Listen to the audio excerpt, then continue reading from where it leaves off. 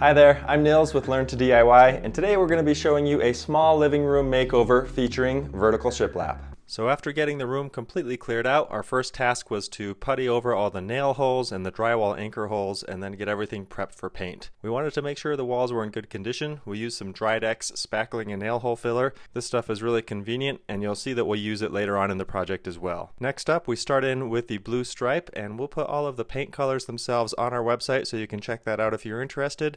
This one went on first, and then we were ready to start in with the shiplap. Now on the topic of shiplap, there's real shiplap and there's faux shiplap. Real shiplap is cut a certain way. This is real wood, and this stuff costs $84 for 32 square feet. You can also get the same thing in MDF for $57, or you can make your own that's kind of a faux shiplap for $16 for 32 square feet. And this is what we ended up doing. So we used this 5mm 4 foot by 8 foot underlayment. It's got 3 plies, we've used it before, and it works well. Now the best way to have this cut is to not cut it. Let someone else do it for you if you have that option. But if you don't, your second option is to use a table saw, which is what we did. We cut 3 plies at a time, cutting them to 5 3/4 strips, and if you don't have access to a table saw yourself, maybe you can borrow one. It does make the job a lot easier if you have that option. Now if 1 and 2 are not options for you, you can always get out some sawhorses, and I'd highly recommend putting down some rigid foam core underneath so you don't cut into your sawhorses. And then you've got a few options for how to cut this with a circular saw. Number 1 is you can use the Kreg AccuCut saw track or a comparable saw track, and I'll put links in the description below to exactly where you can get those. They're really handy and act as a guide to get perfect cuts each time. If you don't have that as an option, you can also use some long straight piece. In this case I'm using some 2-inch metal tubing, and you can kind of get the same effect by doing a little math and figuring out where each cut needs to go. And then lastly, and this is the least effective, but you can just measure everything out and draw your lines and try to cut it by hand. It's not likely to be nearly as accurate, however, as the other methods. Okay, we're cheating here a little bit and trying to get half of our stack of the lower half done at once. We'll see if it works.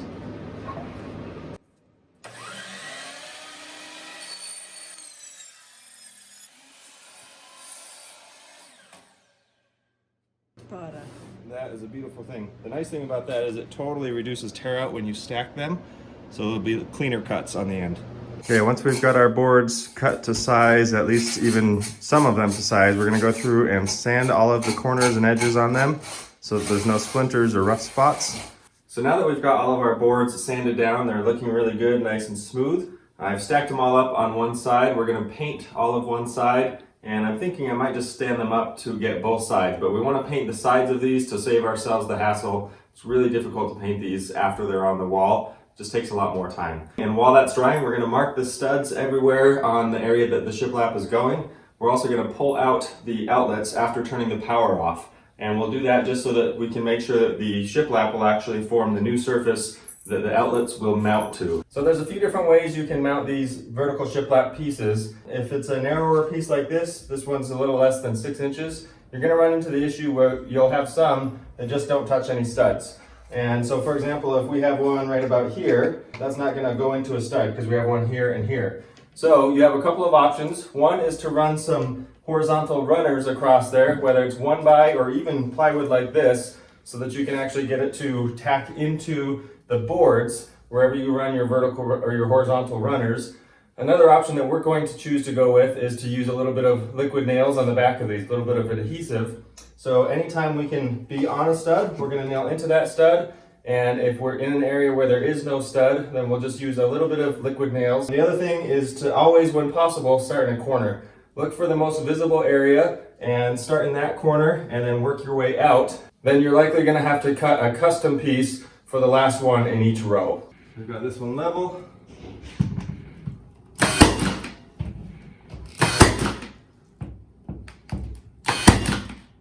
And then we're going to use, I'm using some tile spacers. You can also use a couple of coins taped together or one thick coin.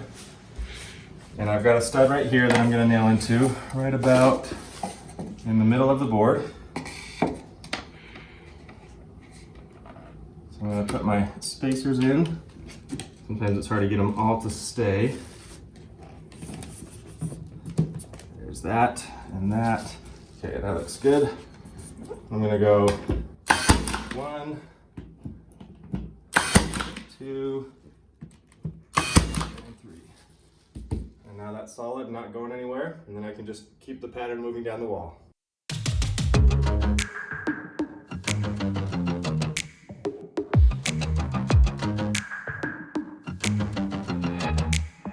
So one question you'll come across when working with the shiplap is outlets. How do you handle these outlets? And so there's a couple of pretty simple methods you can use to try to help you with that. So first we're going to mark the height of it by putting this right up against it. And we want to mark the height of the box itself. Don't worry so much about the cutout as much as this box that's inside here. So I'm going to mark right there and right about there. And then for the placement, you're going to take one of your spacers and put it about where the board is going to finally end up, like that. In fact, I'll move it down just a smidge. And yep, it looks like this is going to go right off the side, but I'm going to mark this line of the box again right here. And that's all I need. If you had it in the middle like this, then you would mark both lines, of course. Then we're going to take a speed square, and here we're using this to get our 90-degree angles. So I'm going to mark just a line over and extend that line over. And then here I want to mark where that line touches over here so I know where to cut out. So I'm basically just extending this mark up to where it actually meets the box, which is right there. Once you have that, you can take your pencil and then just lock it in place and slide it along. See if I can do this from here. So I'm just going to let the square push, let it wander. But let the square push the pencil along, and then you've got your cutout right there. So next we're going to take a jigsaw. Now if you have a hole in the middle, then you need to start by drilling a hole through it for the jigsaw blade to fit into. In this case, we don't need to do that. And in fact, my wife already started on this and got it going. So I'm going to take this one that she already did.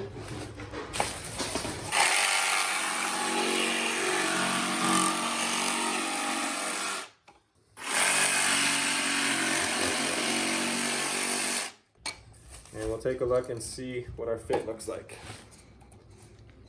Please work, please work. Please work, please work.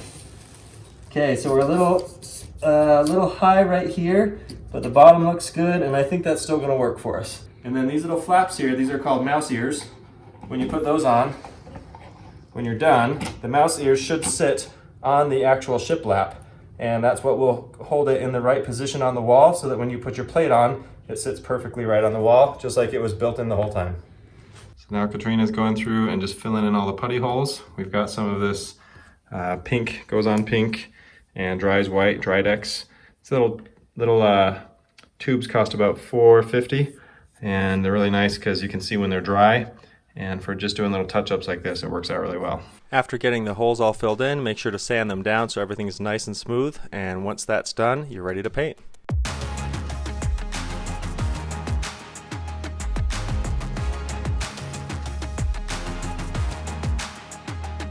Now because we have an angled ceiling here, I tried my best to figure out what exactly that angle was and then to cut all of the boards at once. And I knew I was taking a little bit of a gamble here, and you'll see how it kind of paid off, but it kind of didn't. I had to do a little bit of fixing afterward, but it all worked out in the end. Our top wall, on the other hand, was straightforward, just a matter of cutting them all to the same length and then using that combination of brad nails on the studs and liquid nails everywhere else. We ended up cutting some custom trim here because we wanted a certain size that wasn't available at the store. Typically you'll just be able to buy the trim that you want and put that right over the boards, but because of the mistake I made, I had to kind of rig something together to get this to work. I ended up routing out some long sections of board, making a huge mess with sawdust, and getting exactly what we wanted in the end after quite a bit of extra work. For the smaller trim on the lower section, I didn't have enough room to use my miter saw, so I ended up using the good old-fashioned miter box with a handsaw, and that did the job just fine. We've got all of our trim in. We went with this, it's not quite a quarter round, but just kind of a really thin little trim here for the bottom ledge. And then we made some custom stuff for the top just because we wanted a thicker piece, and we had to route out the underlip of it so that it would cover everything up because I cut these boards too short here. So I had like a 1 inch difference from this side over to that side, so I had to accommodate for that with the trim here. But it worked out fine. Katrina is getting the top of the wall here, and The bottom is just about done. The only thing we have left to do is right under here. We have some trim painting to do or some edging to do. Katrina already got the bottoms and caulked them on this side. I think, oh, we have to still caulk that side, right? Yeah. Yep, so we have some caulking to do there. And that's the last of the caulking. The putting is all done. And this is exciting. You ready to be done? No, this is awesome. It's going forever? Yep. All right, good. Because that might happen. No, we're about done. We're gonna finish this up today. We're gonna put the picture ledges up on this wall, and then we're gonna, well, we won't finish today, I don't think, but we'll finish the bulk of it today. We will finish today. Okay, we will finish today.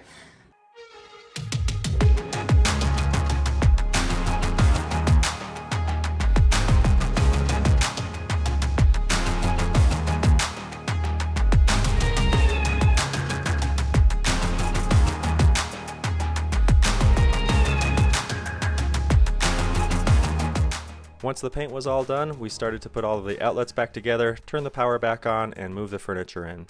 Now we purchased a bunch of these bamboo ledges from IKEA, and this is what we used for our picture ledges. We did have to cut a couple of them to size on the ends, but then we pre-drilled each of the holes exactly where the studs would be so that these were secured to the studs all the way across. And before we show you the finished product, a quick word from our sponsor. Now, anytime you're driving nails into the wall, you want to be safe and make sure you know what is behind the walls. And that's where something like this can be super helpful. Our sponsor for today's video is TESLONG, and they create this beautiful little endoscope. This is the NTS 500B, and this one has this impressive tiny little 5mm camera on it. So you can actually push this right up your walls like you see here and see exactly what's in them. Now, in addition to the camera that's on the end of this that has 6 controllable LEDs on it, there's a side camera as well. So if you're moving up the wall and you want to see what's around you, you can switch over to the side camera with a click of a button.